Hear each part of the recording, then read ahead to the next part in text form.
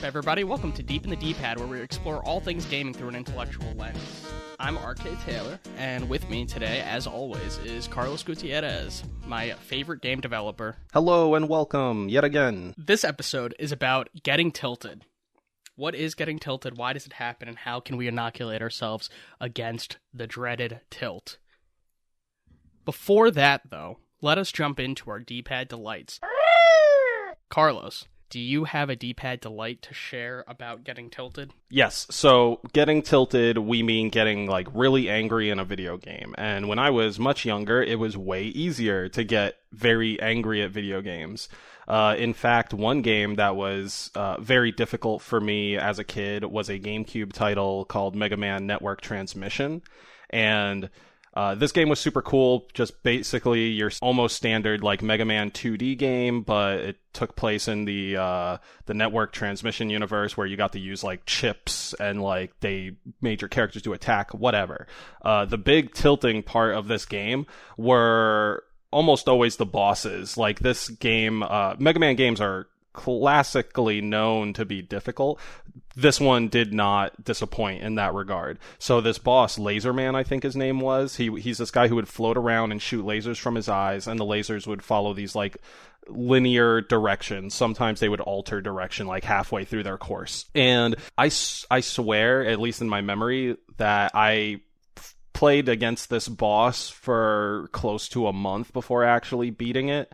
In actuality, it was probably my kid brain just stretching out 2 weeks or so of time. But it was seriously every single morning I would get up, 2 attempts at this boss before school. I would come home after school, get whatever I needed to get done, and then do a couple more attempts on this boss only to lose and just, turn off the console angrily or whatever. That's my big, salty, enemy story. I overall one day did overcome Laserman, and it was basically on par with the dopamine rush a player would get from beating a Dark Souls boss, because it just was that difficult, that intense. And I think ultimately it did come down to a pretty close fight. So yeah, great fun, but also such an intense amount of salt and tilting and general anger while gaming. What about you, Ryan? You've got anything that has greatly pissed you off while playing video games? I wanted to talk about Jeopardy Play Show today, but I think I'm actually going to hold off on talking about Jeopardy Play Show and not frame it through the context of tilt, and maybe I'll just sit on that one. I want to talk about tilt in the context of non-video games, because it comes from poker, right? So when we say that a person is tilted, right, we haven't really defined this yet, and we're going to get deeper into that throughout this episode. Tilting for poker players is when their judgment is compromised because of often a losing streak. And I think this is depicted really well in The Sopranos, which is my D-Pad delight for today, even though The Sopranos does not have a D-Pad. Gosh, Carlos, do you know if there's ever been a Sopranos video game? Oh yeah, dude, Donkey did a whole video on the Sopranos video game. That's why whenever you talk about watching the Sopranos, I'm woke up this morning, got my gabagoo. He did, yeah. There's been a Sopranos video game. I'll send you the Donkey video later on. Okay, please. Yes. Well, anyway, I think that for anybody who wants kind of the quintessential tilt, that is, I think there's a character who winds up blowing through tens of thousands of dollars playing this poker game all night, into the next morning, and it's money he doesn't have, and he winds up getting himself all, what is a good word? All guffed up, all gummed up. All gummed up. I mean, you don't want to screw with Tony Soprano, and that's what this guy does. Essentially he's spending money he doesn't have, and when this character is spending money that he doesn't have, he knows that on some level he's risking his life and the lives of his family members. And because of that, I think it's a really strong example of what tilting means in the original sense. And as video gamers, we've kind of appropriated the term tilt for what is often a lower stakes event. We are not gambling away thousands of dollars most of the time when we're playing video game. I don't think I've ever had money on a video game of esports or my own game at all. But I've been tilted. I've been what we refer to colloquially as being tilted. And this is also, next to a rage quitting kind of conversation that I think we're going to wind up tying in here as well. And now let's get deeper into the D-pad. Carlos, one of the things I wanted to ask you was the term tilted in poker appropriated from pinball? Do you know? Do you know the answer to this question? I don't know with historical accuracy. I only know what I have generally looked up on the internet. So, like, take what I say with a grain of salt. After doing some, like, internet sleuthing, I found that tilted or tilting most likely more so comes from the early days of gaming, which is pinball. And coincidentally, with your D-Pad Delight, pinball was a major gambling area for gaming. Like, pinball is how you would gamble, like, way back in the fucking stick and hoop days. Yeah. Are you serious? Like, who could get the highest score? There was still, like, blackjack and stuff like that, but I forgot how they did gambling with it, but I remember, like, watching part of a documentary that had mentioned that pinball machines basically went through, like, a prohibition period because there was, like, such an issue around them. And that's why, like, pinball collectors are, like, so into them, too, because they got, like, so much history. But anyway, Going back to the main point. Tilted, the origin of the phrase, going to these pinball machines stop working when they are leaned to a certain angle. There's, like, some sort of, like, gyroscopic mechanism in there. Yeah, like the flippers, you mean, right? Like you deactivate, like, the arms that would be hitting the ball, right? Right. Anything the player could give input on. Yes. Yeah, exactly. So, like, typically you should only be able to, like, pull the handle that shoots the ball or press the flippers. Sometimes, if players want to help influence the ball in a meta sense, they could shake the pinball table. Mm-hmm. And so, to help stop cheating and temper people who are going a little too wild with it, they built in the tilt mechanic. So when the table leans over too much, something in it says, "I'm tilted, I should stop working because I'm either broken or somebody is messing with me too much." And thus the word tilt, like, flashes on the screen instead of the score. Yes. And jump forward decades and decades later, you now have you have people who are playing, their skill is good, then something rubs them the wrong way, they start getting in their own head about it, and boom, like, my human player has become tilted, they're no longer playing as good, or they've stopped functioning entirely, aka a rage quit. God, this is so interesting already. I love this. I know that, like, I knew the thing about pinball machines displaying tilt, like, where the score is. I remember that the first encountering that with Pokemon Pinball. I don't know if you remember that game, but it was like I remember that, yeah. A Game Boy game that you could insert, like, a AA battery in, I believe, in the back of it in order to activate the Rumble kit. It was such an interesting Game Boy game, like, very different than any other game I owned, but I believe it had a tilt function, and I'm not sure. I remember being surprised when that would happen, like, on the screen as, like, a 6-year-old. I don't know, like, if the Game Boy itself actually had something that was mimicking the gyroscopic thing and you needed to hold it a certain way, or if you would hit something and then it would think that you were tilted, or I'm not really sure. But do you have any insight into that? I personally don't know much on the development or the mechanics behind Pokemon Pinball, although that is something that I'm more interested in now after having this conversation, so I'll probably look into it. It was quite a fun game. I remember that game and, like, Kirby's Tilted World being the two, like, what? You can do this on a Game Boy? Kirby's Tilted World was another one of those, like, stick a battery into the game cart type games, but you'd be able to actually, like, tilt your Game Boy and roll Kirby around the world like it was Marble Blast Ultra or something like that. But the tilt mechanic in Pokemon Pinball, to me, always, and again, I haven't played this game in a while, but it always read as just some sort of, like, screw you, the game is over mechanic. Like, I never associated it personally with, like, shaking the game.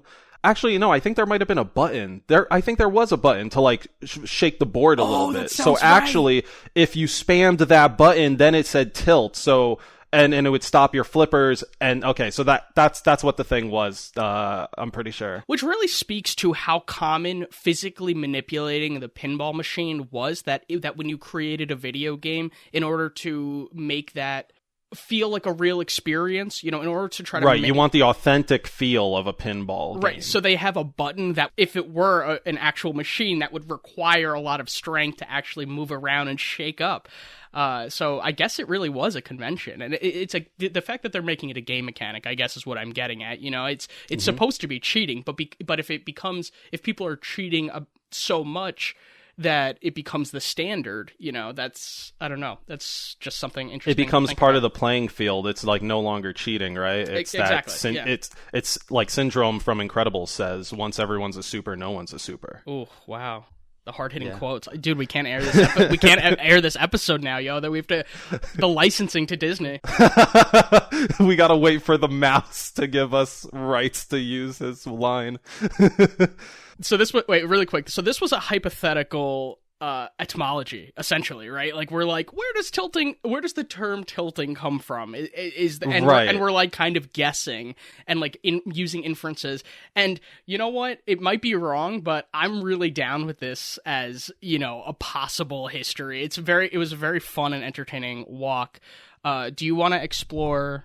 Where do you want to go first? What do you think would be something important to get into regarding tilt? So, first and foremost, I think now that we've explained what getting tilted is, how it has to do with anger and gaming, I think we should jump to a classic design question, which is, what is the difference between challenge and frustration?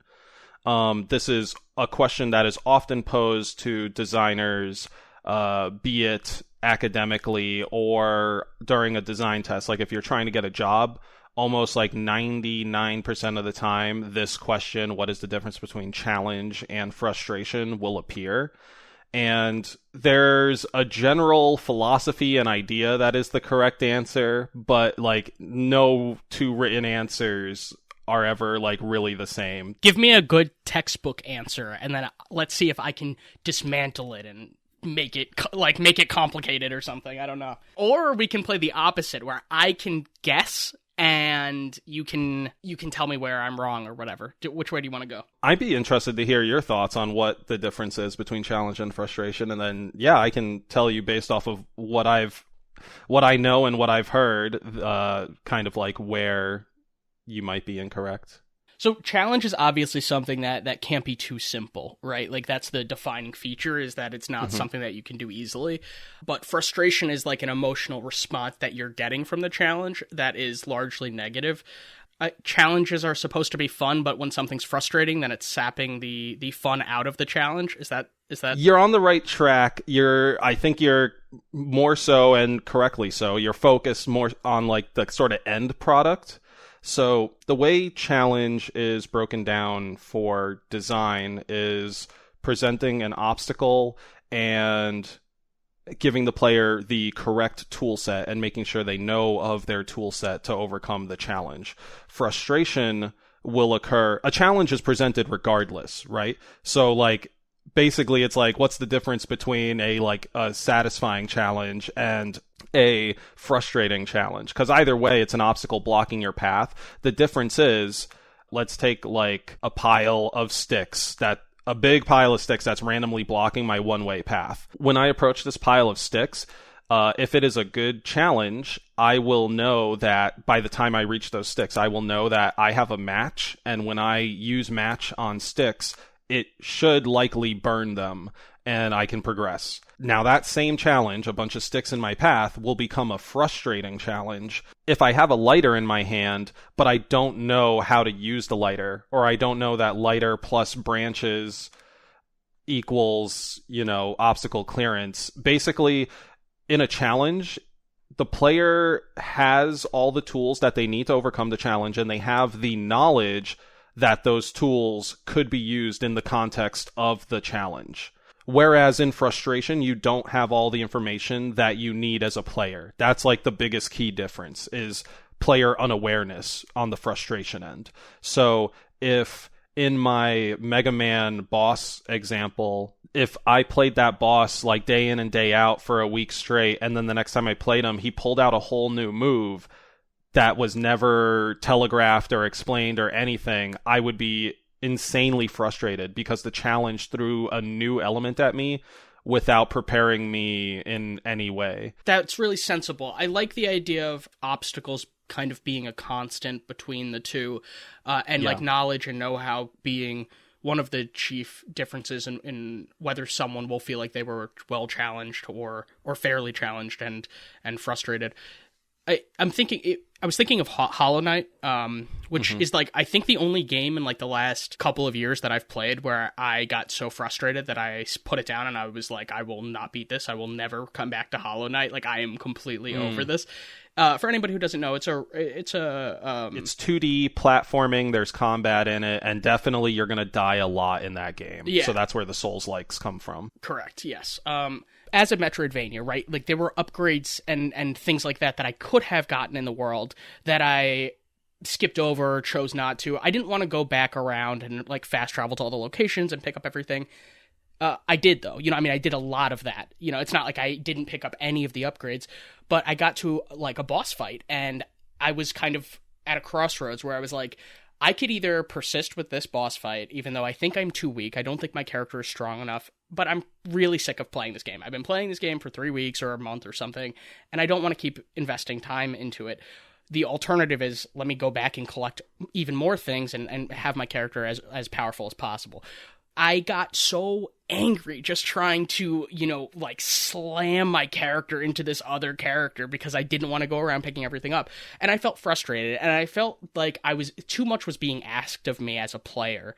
And I should say that this game, people love this game. This is like, I've heard many, many good things about this game. So this is really just like just my perspective and like just my own criticism of the game. And maybe I'm a lazy player, you know, maybe it's my fault, but I felt really frustrated even though they provided me with the know-how. I didn't feel like it was just a challenge. I felt like they were almost not conscientious of my time or something like that, which I know sounds really silly on some level because like it's my choice to play this, but I wanted to beat the game. I wanted to go through it, but it was just at some point it was like, this is just too much work. I'm not having fun. This is a chore for me. Yeah, like I'm pretty sure every player has a expectation of kind of like push and pull from a game. You know, I give you some time, you give me entertainment or like some other thing. And with the like gambler's fallacy, right? You put in more and more time into this game. For you, it's going up against this boss or this section in Hollow Knight, and you're putting more and more time into it, and you get to that point where you're like, man, I just don't think I like want to play the game anymore. Like, this isn't cool. But part of you is like, you've been trying this for 2 hours, man. Like, you've got the rhythm down. It's in your muscle memory. Like, you can get past this. You want to finish the story. And sometimes that works out, and then sometimes that just leads to like a full-on shutdown rage quit. And in the context of Hollow Knight, I don't know how to remedy that besides making like going out for upgrades way more enticing. I mean, like, I had a similar issue with Control where there was a lot of cool content and stuff that I just never touched because it was not on the golden path. And at that point, it's really just a matter of like either like telegraphing the attacks or, you know, making sure you have enough like base stats / equipment / items to get the job done. I'm almost certain that your character would be able to progress if you know, gave the enemy another couple of cracks. The distinction that you're making between frustration and challenge, I'm thinking of like kind of like the platonic video game, right? Like this like ideal, perfect, like the quintessential, the form of video game, essentially. Do you think that has no frustration but a lot of challenge? Would you say that's like the goal that we should be striving for, and like video games are instantiations of that goal? I don't know. I really don't know. I think from an academic standpoint, yeah, totally. You always want it to be challenged, meaning don't be a dick to the player. It's very easy to be like, oh, I want to be edgy and like go in the opposite direction. And oh, there you go. You get games like I Want to Be the Guy or like Kaizo Mario or whatever it was called. Basically these games that are just straight 100% in the frustration meter. Like, all these games are trial by death. So you'll for I Want to Be the Guy, it's a 2D platformer. you'll walk across a level, like Kirby's Dream Land, you'll walk across a level, and one of those apple trees, the apple just falls and kills you. 100% of the time, it'll fall right there and kill you, so you gotta play through the level, die a couple times by that same apple, and learn, like, how to trigger the apple early so you can, like, dodge the apple. And literally, you'll travel 2 seconds, and Ryu from fucking Street Fighter appears and kicks you in the face. And I shit you not, that's a part of the game, even though they don't have the Capcom license. But that's how random and like frustrating and aggressive that type of game is.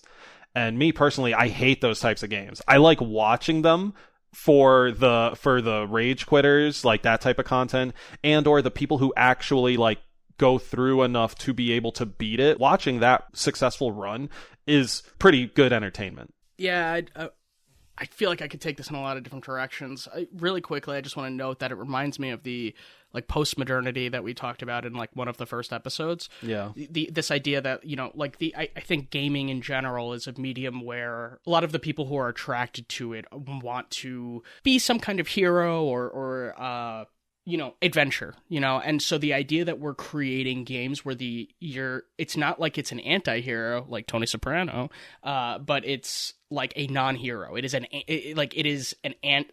anti-being, essentially. Like the only goal of this thing is to perpetually die, and to if you're going to get through it and feel that kind of heroism, you're going to have to invest a lot of time in something that's like very random and really boring and frustrating. And I don't know, there's something about that seems very like postmodern to me, where it's like, I'm going to read Catch-22 and I'm not going to be able to follow the characters because that's not exactly the point. And like the timeline is off and I'm supposed to feel disoriented, and, you know, and I like that in books, but, you know, sometimes, but I love Catch-22, just for the record. But for a video game, this activity that you're expecting to get joy or some sort of pleasant feeling from, you don't want to get these, like, random deaths or unexplained, like, just anything that results in a death that's, like, not entirely your fault. I think that's why Dark Souls gets a lot of acclaim for its combat and or boss design.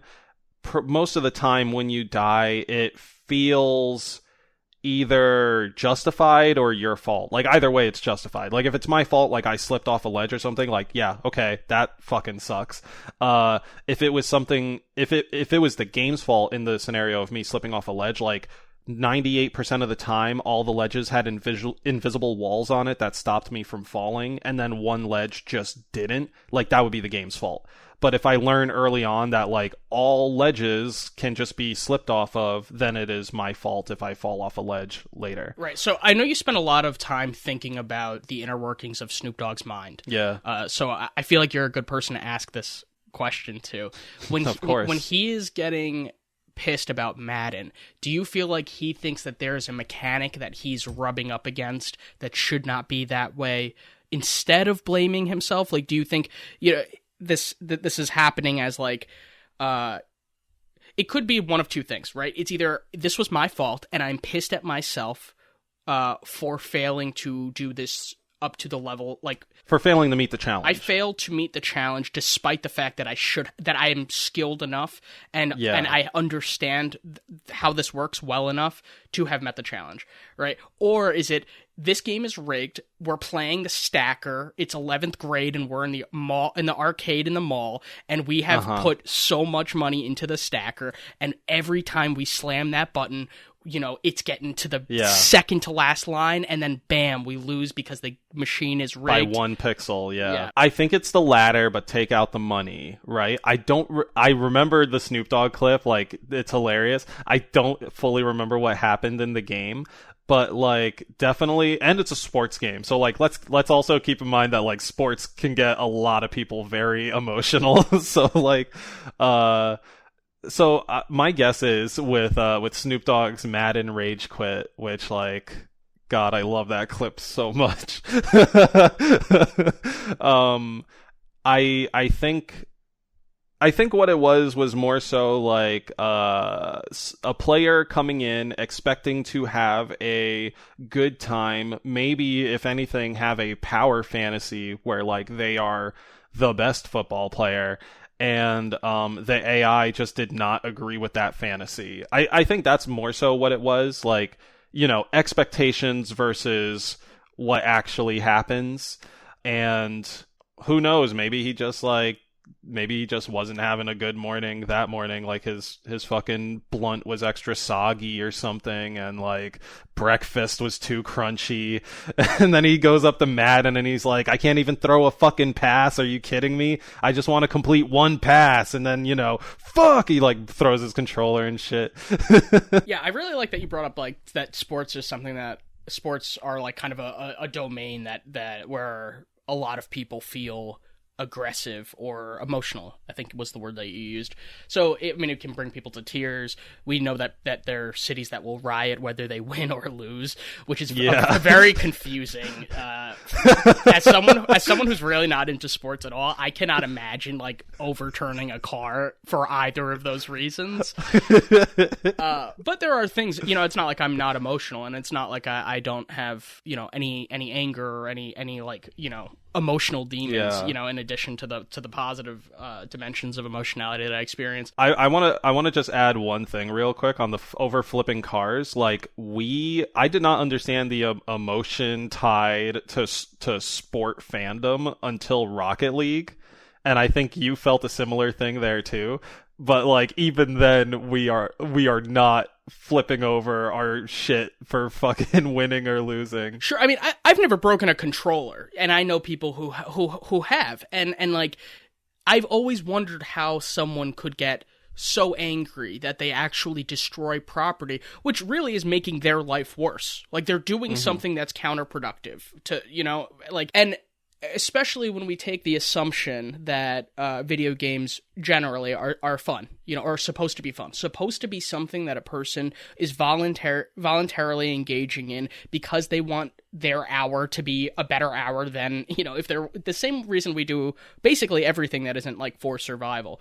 When I'm glad you bring up the Rocket League situation, and I think that road rage is another example where it's almost like kind of there's something mysterious about like people who are really susceptible to road rage and like why it is that they can get so tilted when they're driving. Yeah. But I think with both a video game and with a car, something that's different than like watching a sports team is you are basically the thing that you're piloting is an extension of yourself. So you almost, in the same way that like if you're someone who wears glasses, those glasses become very like critical in your perception of the world, and they may feel like they're part of your face in a way, or if your glasses were to break, it may feel like losing an organ because they're assisting an organ. And so when you're driving, your kinesthetic awareness is kind of, it's not just, you know where your wheels are, you have an understanding of the shape and the size of the car, especially if it's a car you're very familiar with. So it becomes an extension of your body. Video game characters do that too. If I want my character to move right, then me thinking right will translate into my hand, hitting the controller to, the joystick to the right, leaning on it a certain way to make the character to commit a certain action. So when that character dies, then I am upset because there's a piece of me that feels like I died, and not in any literal way, of course, but just in the sense that like I'm vicariously existing through this vehicle, this vector, these pixels on a screen are more than just watching TV passively. But then that begs the question, why is it that sports teams, a person who's a fan of sports, if they're in the sports arena, they don't have any control. They may feel a certain possessiveness because they care about their city, or they've followed the players and they know their backstory and all those kinds of things. So there's almost like a parasocial relationship kind of thing going on. But I don't know if you have any insight into what makes video game tilting unique, or any thoughts that this has brought up for you. Yeah, quite a few thoughts. I'm going to kind of try to keep it contextualized to Rocket League for now, because I think that'll help visualize what we're talking about.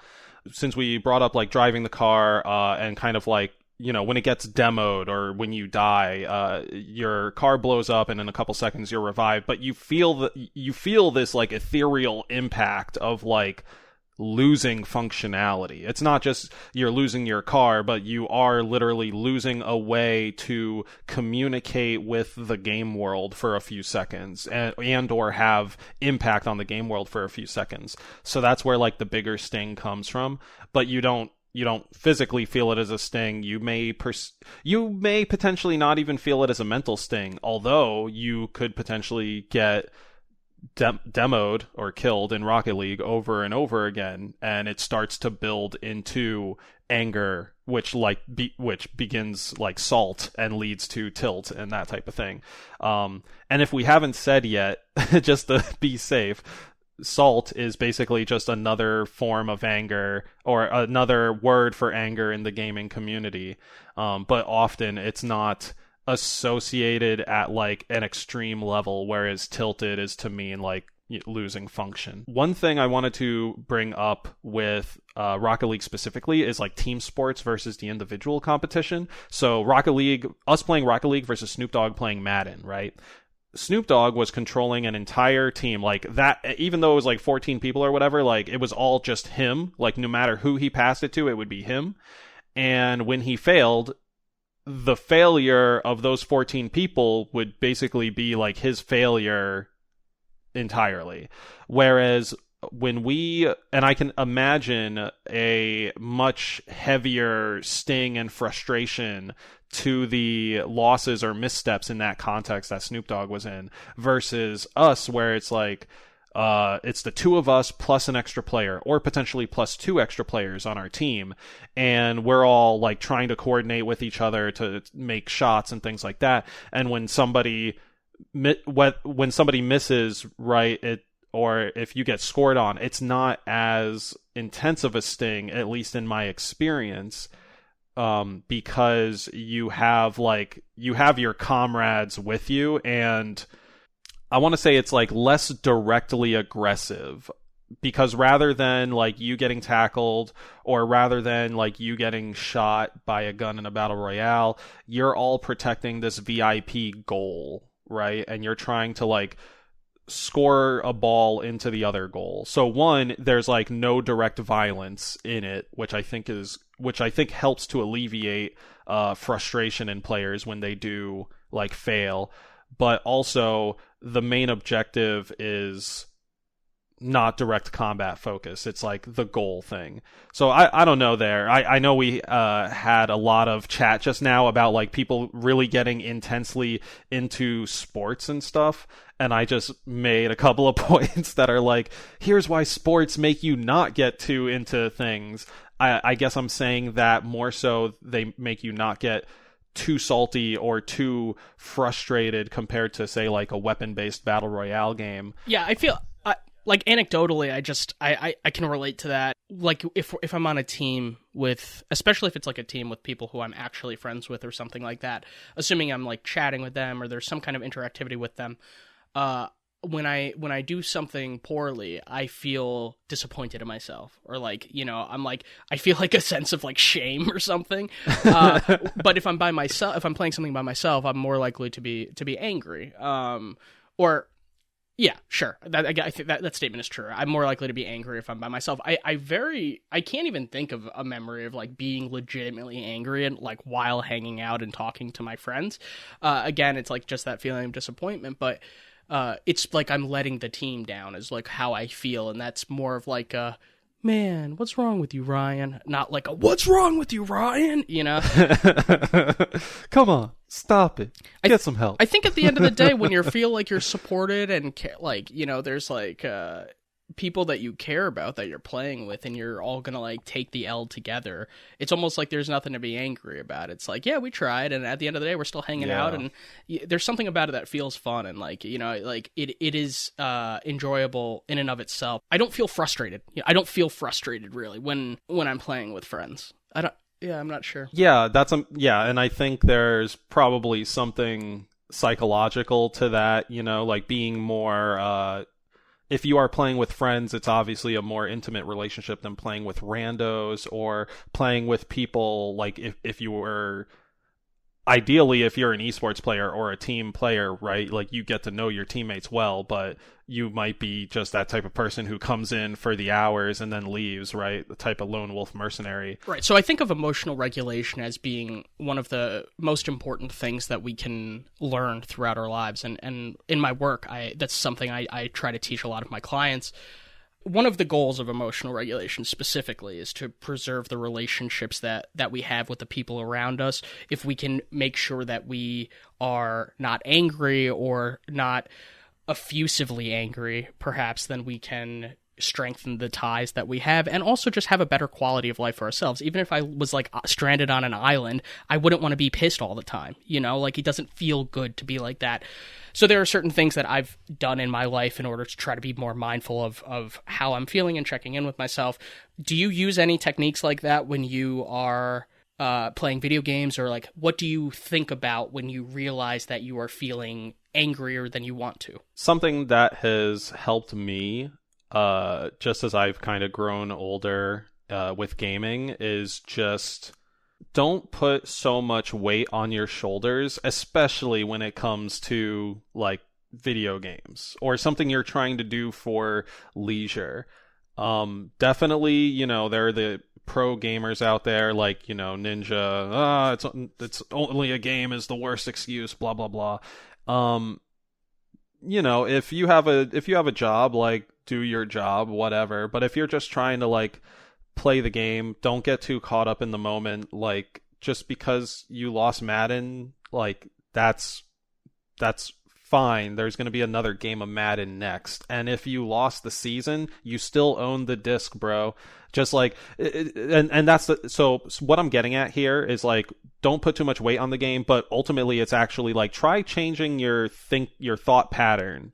Like if you can practice mindfulness, like maybe begin like 5-minute meditations through the Calm app or Headspace, like this will help you to maybe pause in that moment that one might get angry and remind themselves like, oh, I actually could just play another match, or I could retry the challenge, or I could turn off the system and come back to it later because I own the entire like game world on this little disc and I can like play it whenever I want. So the challenge is there. The outcome isn't always going to be the same. Like I will best it at some point. It's like another mantra one could tell themselves, right? It's like, let me sleep on it.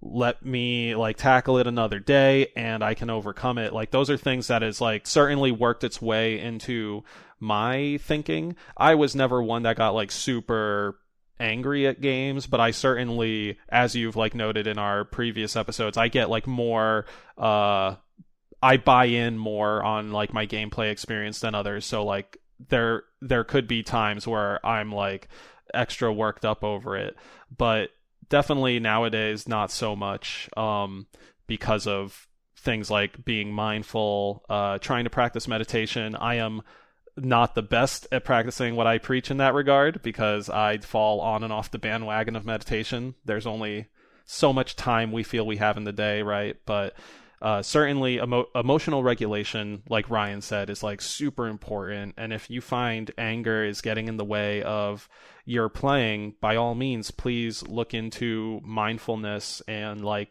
5-minute meditation practices, because that's like the first step towards you having better gameplay experiences and potentially a better life in general.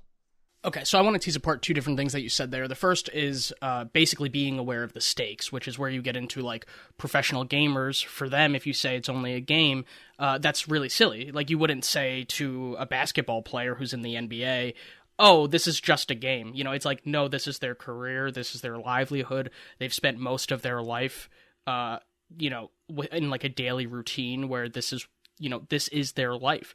Their income is dependent on it and on how well they play. But for most of us who are just playing games casually, there really are no stakes. Like we're still going to own the game. We're not going to lose the game. If we lose the game, we don't lose the ability to play it in the future. You know, like so yes, be just kind of reminding the self that this is not a big deal. When it's not a big deal. The other thing is like the mindfulness, and all of those kinds of things that you were saying that were like kind of under the like mindfulness heading, I would say that they're under the umbrella of like self-monitoring. So there's a ramp, you know, like it's not like you're suddenly going to be a 10 out of 10 angry, right? There's an on-ramp where you're like, oh, I'm a little salty. It's like, now I'm getting saltier. Now this happened, and things are, and then it compounds, right? So it can feel like the anger is, rising, and it's all boiling over at the same time, but it really isn't happening on that level. And the idea of like, if you meditate for 10 minutes a day, say, the idea isn't that you're necessarily going to be a happier person, but perhaps you're more likely to take a breath and like, or engage in some kind of like self-monitoring behavior that exposes to you that this is really a temporary moment, and that this is not something that you need to get up in arms about. And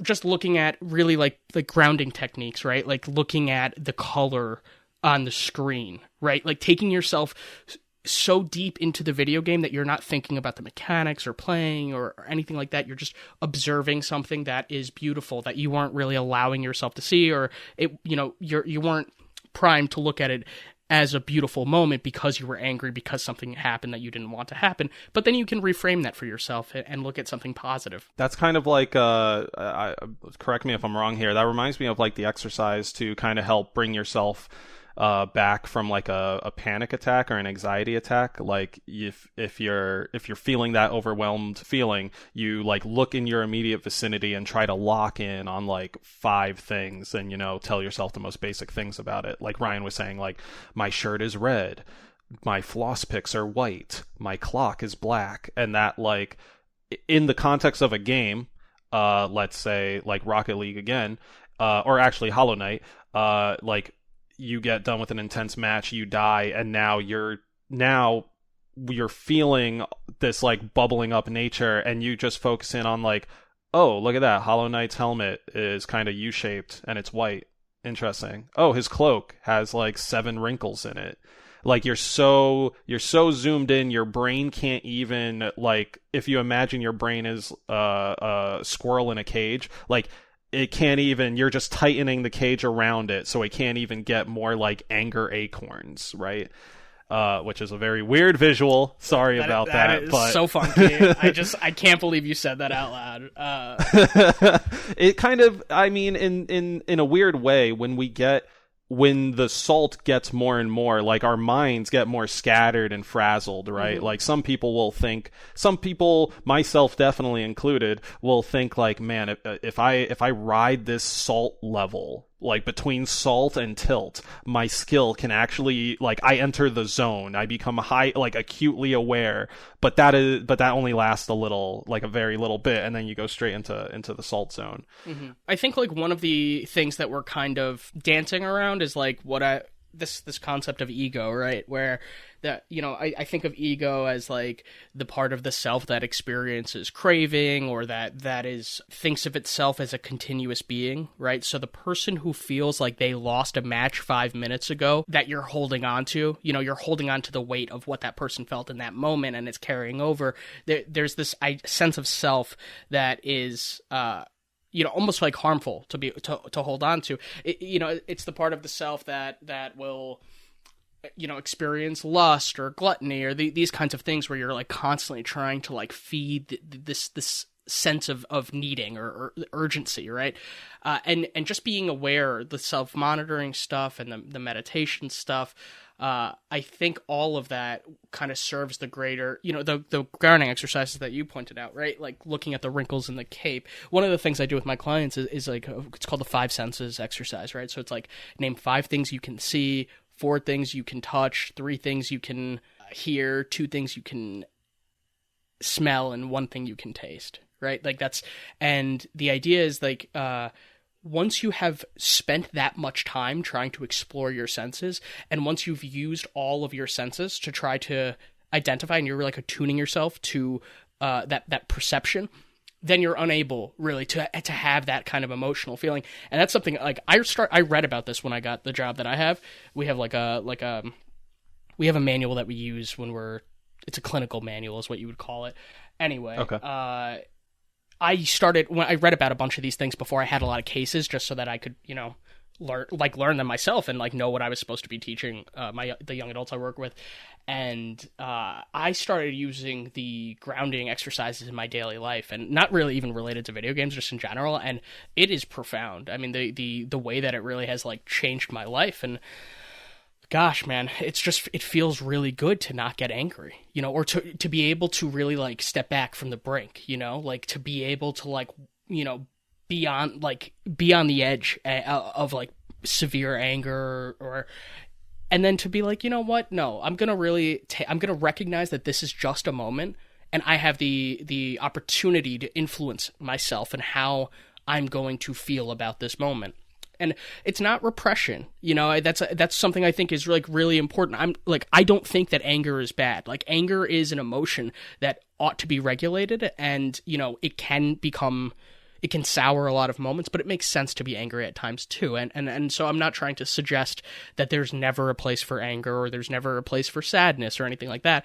The point of tilt itself is that your judgment has become compromised, which I think makes it that is in and of itself, that is a bad thing. Like, we do not want to become less rational because we are so angry, and that's the reason that we need to inoculate ourselves against tilt. Yeah.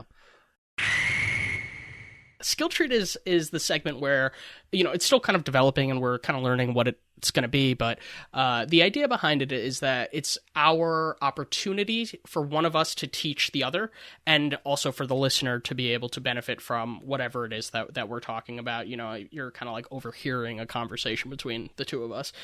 So one thing I wanted to talk to you about, Carlos, was in part of cognitive behavioral therapy discusses cognitive distortions, which are essentially so there's this guy Aaron Beck, right, who's like the main dude who behind the development of cognitive behavioral therapy.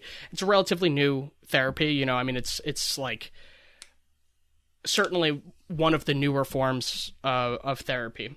And basically, if we think about the history of psychotherapy, right? So we can think back to the psychodynamic types of theorists like Freud, right? Who, you know, it's like, tell me about your mother, tell me about your father, and everything is about like root causes and these kinds of analyses. The point of cognitive behavioral therapy is really to observe where you are going wrong in your life now, and to kind of treat things almost like they're symptoms, right? Like, treat the symptoms rather than trying to get at the root cause, which is kind of nebulous and difficult to really decipher, right? So let's say you're often sad. The two ways that we've talked about just now are like, well, let's talk about why you're sad. What was your home life like? Blah, blah, blah, right? Tell me everything about you. And then, you know, again, from like a Freudian type of tradition, I'm going to see what words you're using, and we can do dream analysis. And, you know, if you have a slip of the tongue, then that's going to be something that I'm going to put a lot of weight into, because your subconscious is emerging through that. From a CBT perspective, we're not really going to be looking at the subconscious. You're going to tell me that you feel like you're sleeping too much. And I'm going to say to you, well, how many hours a day are you sleeping?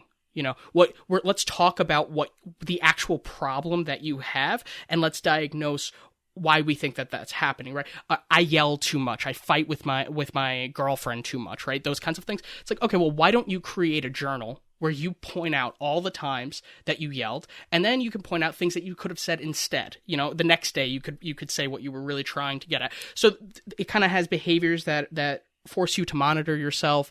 Some of the big goals are like creating an understanding of the relationship between emotions, behaviors, and thoughts, right? Like, that's one of like the biggest principles, right? That's the cognitive and the behavioral. Cognitive being, you know, thinking and puzzle solving and those kinds of things. So one of the things that underlies the cognitive behavioral therapy is this concept of cognitive distortions, which is, I think, people are engaging in when they experience tilt. Cognitive distortions are basically fallacies that people have kind of automatized and internalized, and that is leading to a distorted perception of the world, right? So some of the basic ones are like black and white thinking, jumping to conclusions, magnification. Those are all like words that we kind of have an like intuitive like understanding of. Personalizing is another one, for example, right? So like, let's say you and I are talking, Los, or like, let's say you and I are playing Rocket League, right? And you keep demoing me, right? like, if I interpret that as, like, I will never be good at Rocket League, right? That's a negative comment I'm making about myself and about my future, right? Okay. And it's also not true. I don't really have any evidence for that, right? If I'm basing it just on the experience that I'm having in this one game, it's not really true that I cannot ever be good, right? So one of the things that we can do is look at whether the thoughts are accurate or helpful or both or neither, right? And that's a way that we can kind of like try to suss out the, like, which ways that we're thinking that are cognitive distortions, right? Another way that I could, like, let's say we were on a team, right? And I let you get a goal. I, like, assisted you in getting a goal, and I expected that you would assist me, but you were being a ball hog, right? If I feel bad about myself because of that, or if I'm mad at you, I think Heaven's Reward Fallacy is one of the distortions. I think that's the name of it, where, like, I have an expectation for you because I sacrificed. I'm, like, kind of making myself a martyr. It's like, look, I could have taken the shot, but I didn't. I just I let you take the shot, and now you should be letting me take the shot, and you're not, right? So this idea that of, like, expected reciprocation. Expected reciprocation. Often when people have that fallacy or engage in that kind of automatically, they also are having issues with boundaries and are kind of like overextending themselves with the expectation that other people are also going to overextend themselves, right?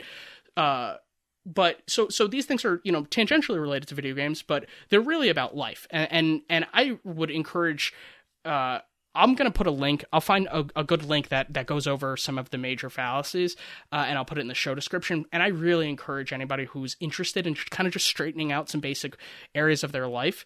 If you find yourself feeling bad sometimes, examine these and see if you're engaging in any of them. I know which ones I am most susceptible to, and I have a pattern of engaging in certain distortions, and I've really tried to it's almost like weeding a garden, right? Like, once we recognize what is a weed and what is a bad thought, or what is a thought that is promoting harm, or it's not accurate, why would I continue to engage in it? We ought to do some basic mental hygiene, and I think distortions are. I don't think CBT is the end-all be-all, but I think that distortions are really helpful in helping to understand some basic self-regulation. Yeah, and I mean, spotting these distortions helps you to, like, immediately identify, oh, hey, I'm becoming salty, or, long before you reach the point of tilted. Yeah, and I feel like not so much in spotting the distortions, but just in the, like, self-monitoring. Like, I have over the years already, like, I have been on the road of, like, figuring out what my process is or what my, like, markers are. Like, most recently, I was playing, like, Alien Isolation, just on a horror kick recently, and the sensing for the enemies in that game is, like, crazy high, and there's, like, no UI. And I'm typically used to, like, stealth games. They'll, like, show you UI indicators for where everyone's seeing you or hearing you, whatever. Right. Anyway. I was just losing, like, over and over, getting, like, 2-shot killed in this stealth section, and, like, my first like flag to myself is like, it's like, oh, okay, all right, I kind of feel like the game is being a dick to me, but, like, I'm in the meta sense in my head, I'm calling out the fact that I even think that the game is being a dick. So it's like, okay, I'm starting to go down the path of salt, but just for the sake of now, I think I can regulate it. I'm going to play a little bit more. And then, like, as things get more difficult, knowing, like, oh, okay, I'm, like, muttering a little bit now whenever I lose. So if things don't go well in, like, 5 more tries, I'll probably just put it down, because then I won't be having fun in this case. And, like, in that specific context, I did actually, like, make it past that encounter. But still the main point is like, there's nothing dramatic about this. This is just part of life. Like, almost everything in life is just this, like, slow, brick by brick process, whether it be a physical task, a mental task, such as taking care of yourself, or physical and mental, such as taking care of your own physical and mental health. It's just day by day, uneventful, but it will help you so much if you can actually integrate it into your life. Yeah, it reminds me of that, I don't know if you've seen the sculpture of the dude who's, like, chiseling himself into existence. Have you seen that? No, that sounds really cool. Oh, man, it's such a free will determinism-y type of... It brings up a lot of, like, philosophical concerns for me, but it is beautiful. I'll send you a photo of it. Yes, and please include that in the show notes for our dear listeners.